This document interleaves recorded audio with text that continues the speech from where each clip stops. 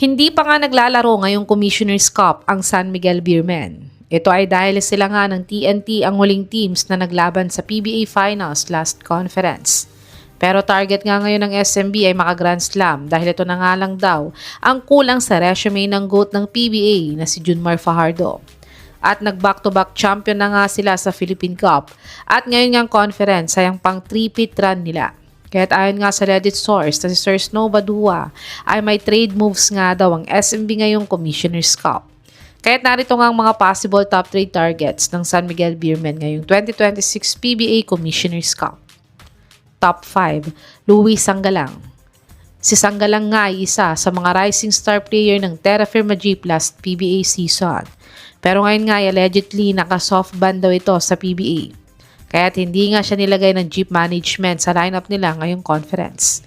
Pero madami ngang nagsasabi na mababa daw ang magpasweldo ang Jeep kaya nga walang nakakatagal na mga players dito. Kaya't kung kukunin nga siya ng SMB ay tiyak na babalik agad itong si Sanggalang sa PBA. Si Sanggalang ay nag-average ng 12 points, 3.9 rebounds, 1.8 assists, 0.4 blocks, 29% 3-point shooter at 75% free throw shooter sa kanyang PBA 50th Philippine Cup. Panoorin natin ang isa sa mga best game highlights ni Sanggalang sa Jeep kung gaano nga ba siya kagaling na player.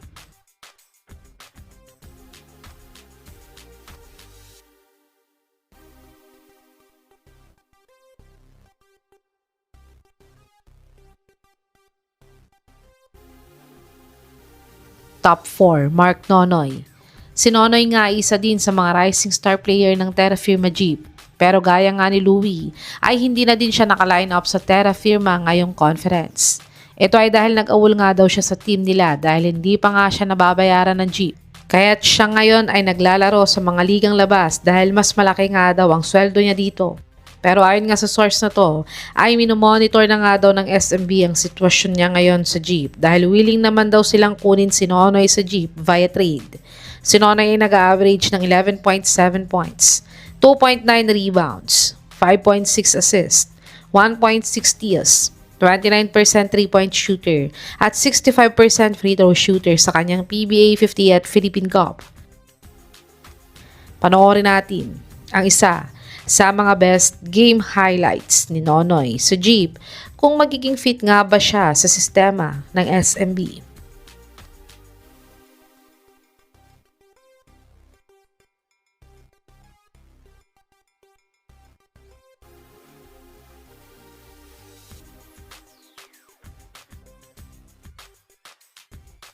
Top 3, Joshua Munzon.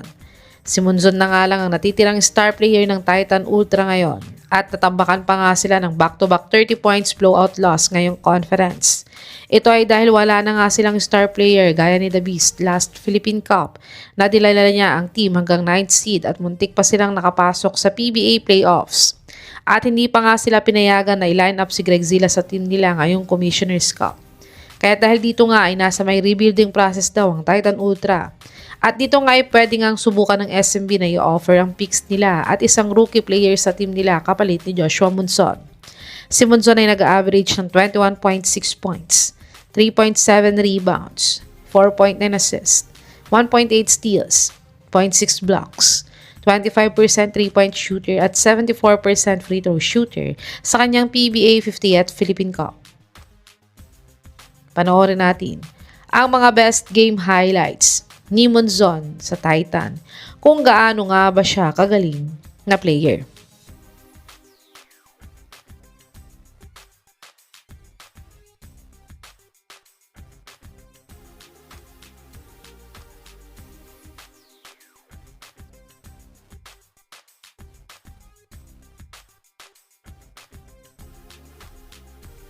Top 2, Cedric Bearfield. Si Bearfield nga ang pinaka-star player ng Blackwater Bossing ngayon.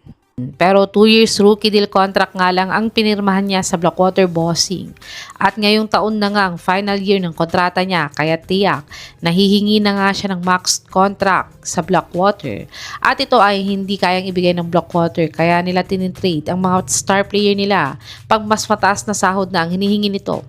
At TNT at SMB nga daw ang nagagawan kay Bearfield ngayon ayon sa live ni Sir Snow Badua dati. Kaya't kung gusto nga talaga ng SMB na makuha si Bearfield ay dapat mag-offer na sila ngayon sa Blackwater para maunahan nila ang TNT.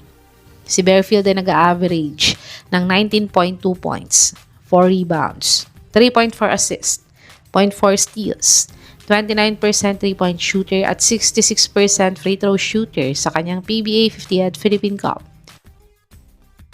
Panoorin natin ang isa sa mga best game highlights ni Bearfield sa bossing kung gaano nga ba siya kagaling na player.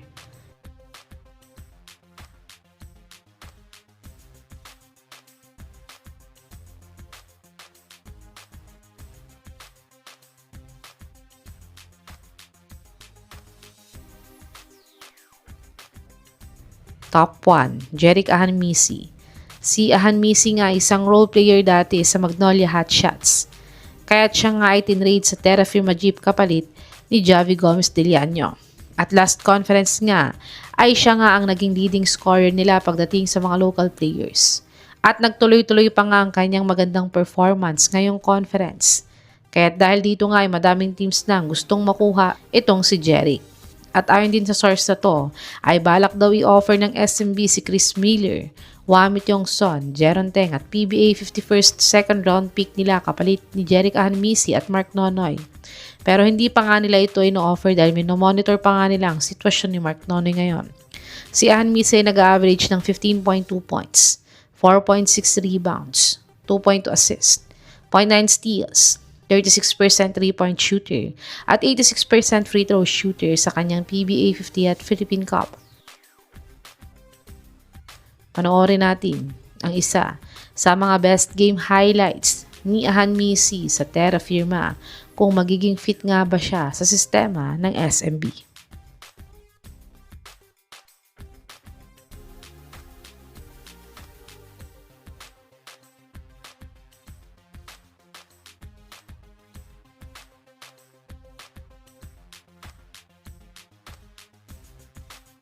Ito ang mga possible top trade targets ng San Miguel Beermen ngayong 2026 PBA Commissioner's Cup.